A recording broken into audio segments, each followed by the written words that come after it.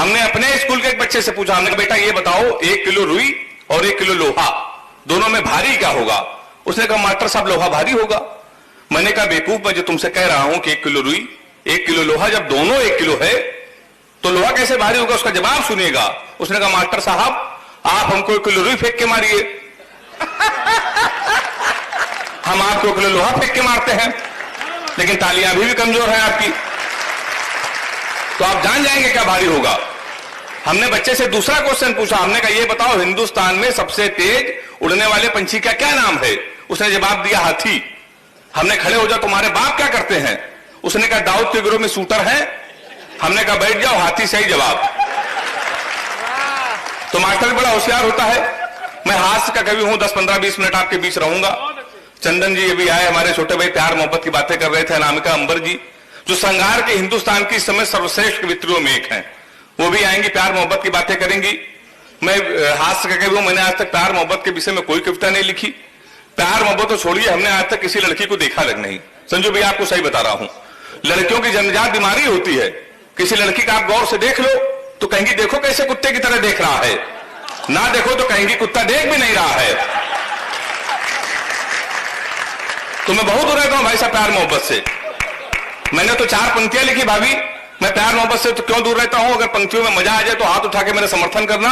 मैं श्रृंगार से सोने में क्यों दूर रहता हूं कि एक फूल तुझे देने के लिए सस्ते में ले लिया, प्यार मोहब्बत से क्यों दूर रहता हूं कि एक फूल तुझे देने के लिए सस्ते में ले लिया, देखे ना कोई इसलिए बस्ते में ले लिया, फूल तुझे देने को निकले थे जाने मन, पर बजरंग दल वालों ने उसे रास्ते में ले लिया।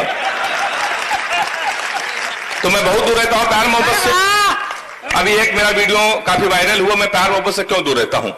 मेरा एसएससी वाला मैं आपको बताऊं पूरे कॉलेज में पूरे देश में वायरल हुआ। संजू भैया एक मेरा बचपन का दोस्त है, उसने हमको रोते रोते लव स्टोरी सुनाई थी। हमने रोते रोते लव स्टोरी सुनी थी, तब से हमने कसम खा ली, ने प्यार करेंगे ना किसी को प्यार करने देंगे।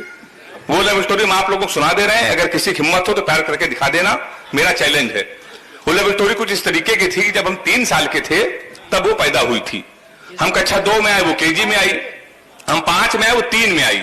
हम हाई स्कूल में आए, वो 9th में आई। हम इंटर में आए, वो फर्स्ट ईयर में आई। फिर हम एसएससी की तैयारी करने लगे।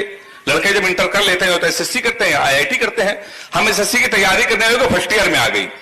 हम एसएससी की तैयारी कर रहे थे, इंटर में आ गई। हम एसएससी की तैयारी कर रहे थे, वो बीए में आ गई। हम एसएससी की तैयारी कर रहे थे, वो एमए में आ गई। हम एसएससी की तैयारी कर रहे थे, उसने बीएड कर लिया। हम एसएससी की तैयारी कर रहे थे, उसने एमएड कर लिया। हम एसएससी की तैयारी कर रहे थे, उसने एमफिल कर ली। हम एसएससी की तैयारी कर रहे थे, उसने पीएचडी कर ली। हम एसएससी की तैयारी कर रहे थे, प्रोफेसर बन गई। शनिवार को उसकी शादी है, इतवार को हमारा एसएससी का पेपर है।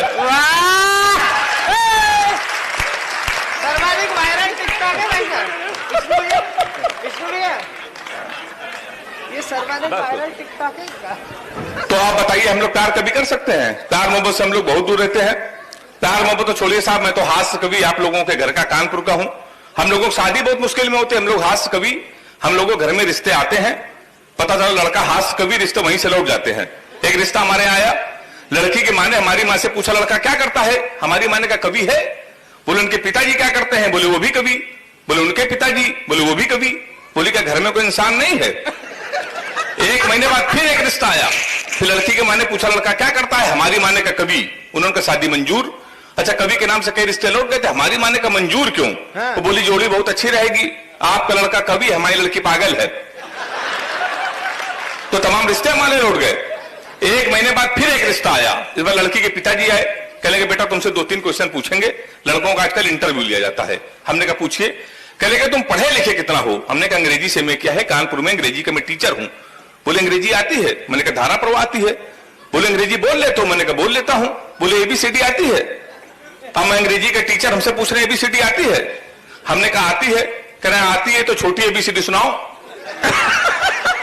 यहां तालियां आती है,